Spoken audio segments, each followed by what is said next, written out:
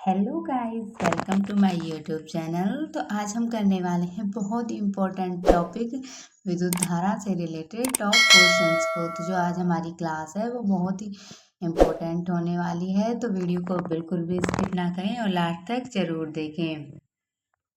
इसमें हमने आगामी परीक्षाओं के लिए महत्वपूर्ण क्वेश्चंस को कलेक्ट किया है, जो कि परीक्षा की दृष्टि से बहुत ही इम्पोर्टेंट है।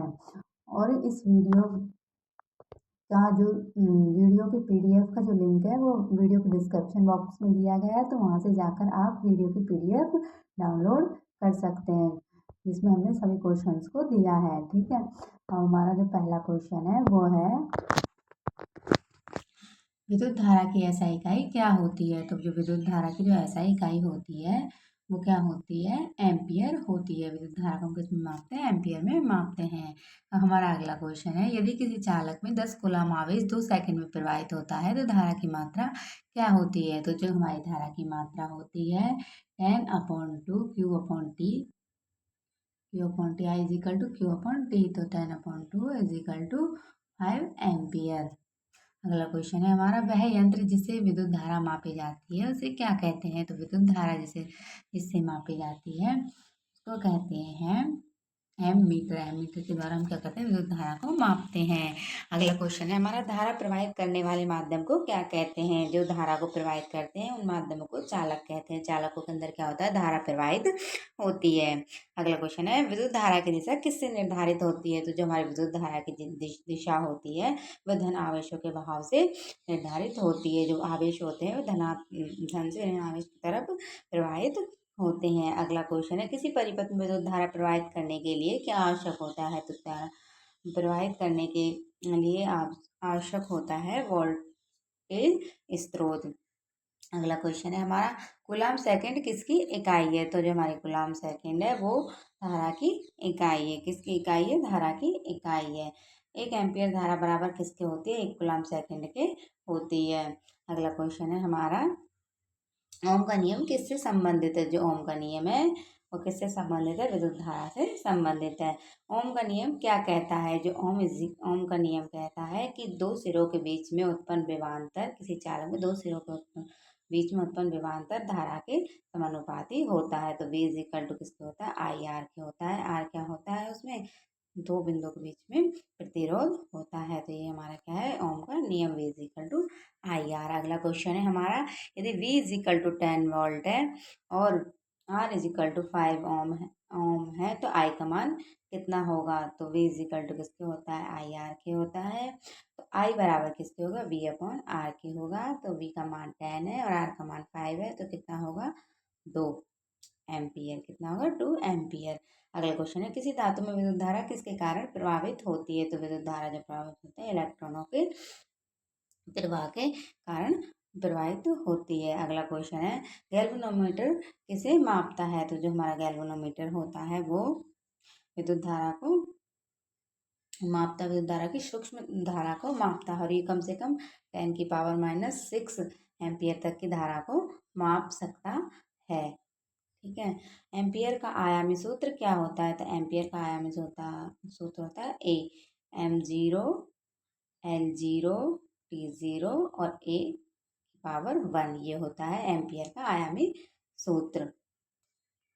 अगला क्वेश्चन है, विद्युत धारा प्रवाहित करने वाले घटकों को जोड़ने की क्रिया को क्या कहते हैं, कनेक्शन। विद्युत धारा प्रवाहित करने वाले घटकों की क्रिया को जोड़ने को क्या कहते हैं, कनेक्शन कहते हैं। कनेक्शन के द्वारा हम उन घटकों को जोड़ते हैं। डीसी का पूरा नाम होता है डायरेक्ट करंट। ये करंट का डायरेक्ट करंट होता है और इसमें एक समान धारा प्रवाहित होती है। अगला क्वेश्चन है, एसी का पूरा नाम क्या होता है। एसी का पूरा नाम है अल्टरनेटिव करंट। ये इसको हम हिंदी में क्या बोलते हैं, प्रत्यावर्ती धारा भी बोलते हैं। इसमें धारा अलग अलग प्रवाहित होती है। भारत में घरेलू एसी की फ्रीक्वेंसी क्या होती है। घरेलू एसी की जो आवृत्ति होती है वो 50 हर्ट्ज होती है। अगला क्वेश्चन है, घरेलू एसी का वोल्टेज का मान कितना होता है। तो घरेलू एसी का वोल्टेज का मान 230 वोल्टेज होता है। अगला क्वेश्चन है, यदि धारा बढ़ती है तो तापीय ऊर्जा में क्या परिवर्तन होता है। जैसे ही धारा बढ़ती है तो जो तापीय ऊर्जा होती है वह क्या होती है, बढ़ती है।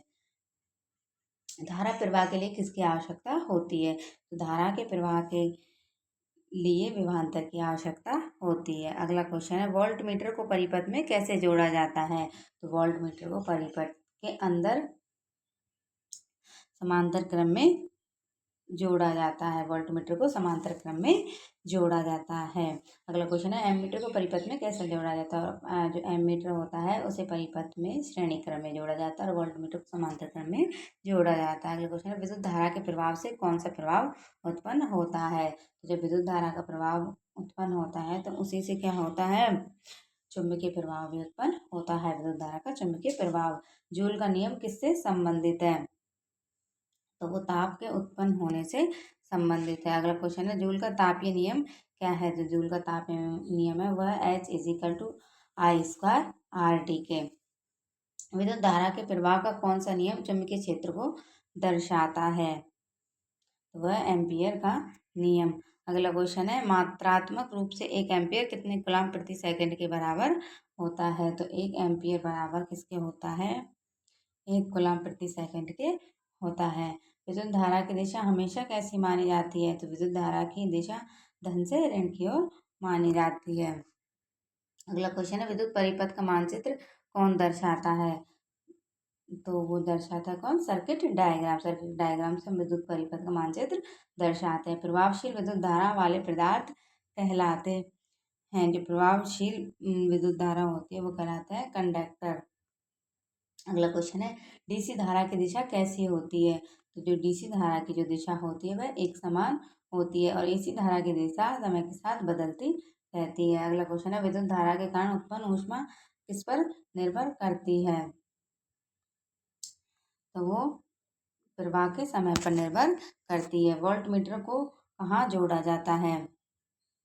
प्रतिरोध के पार जोड़ा जाता है। अगला क्वेश्चन है, विद्युत परिपथ में सबसे पहले कौन जोड़ा जाता है? तो विद्युत परिपथ में सबसे पहले स्विच जोड़ा जाता है। क्या जोड़ा जाता है? स्विच जोड़ा जाता है। विद्युत धारा की खोज किसने की थी? विद्युत धारा की जो खोज की थी वो अल्मान ने की थी। एएमएफ का पूरा नाम क्या है?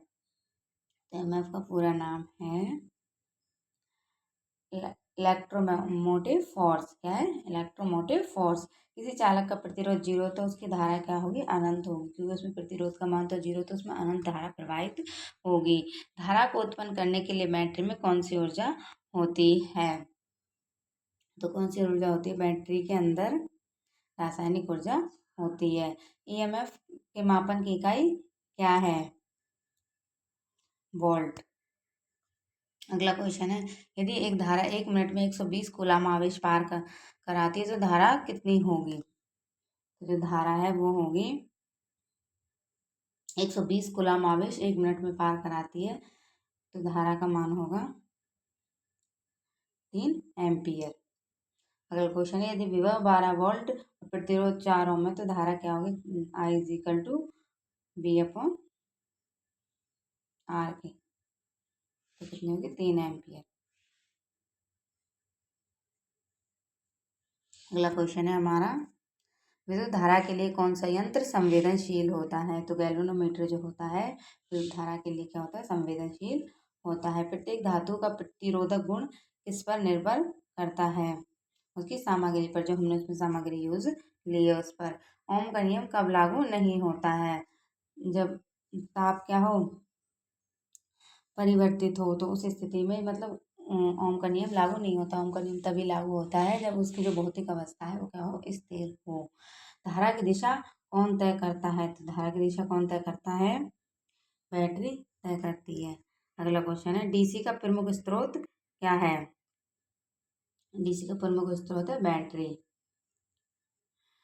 ईएमएफ और विभव अंतर में क्या संबंध है? दोनों समान होते हैं। ईएमएफ और विभव अंतर दोनों समान होते हैं। विद्युत धारा की उत्पत्ति मुख्यतः कहाँ से हुई थी? तो जो विद्युत धारा की उत्पत्ति हुई थी वो रासायनिक क्रिया से हुई थी। धारा के साथ प्रतिरोध का गुणनफल क्या दर्शाता है? विभवांतर को दर्शाता है। अगला क्वेश्चन है, विद्युत परिपथ खुलना क्या दर्शाता है? विद्युत परिपथ खुलना दर्शाता है ओपन सर्किट। एसी धारा का ग्राफ कैसा होता है? एसी धारा का साइन वेव ग्राफ होता है। अगला क्वेश्चन, विद्युत धारा का जनक कौन था? तो विद्युत धारा का जनक था एलेसांद्रा वोल्टा। धारा का परिपथ में निरंतर प्रवाह कब होता है? जब क्या हो? सर्किट बंद हो। तो धारा का प्रवाह किस नियम से याद होता है? तो हीटिंग इफेक्ट से याद होता है। अगला क्वेश्चन है, विद्युत धारा का रासायनिक प्रभाव किसमें देखा जाता है? तो रासायनिक बैटरी चार्जिंग में देखा जाता है। विद्युत धारा को 4 भागों में किसने बांटा था? फैराडे ने बांटा था। अगला क्वेश्चन, विद्युत धारा के प्रवाह की रेखा को क्या कहते हैं? तो इसे कहते हैं सी कंडक्टर।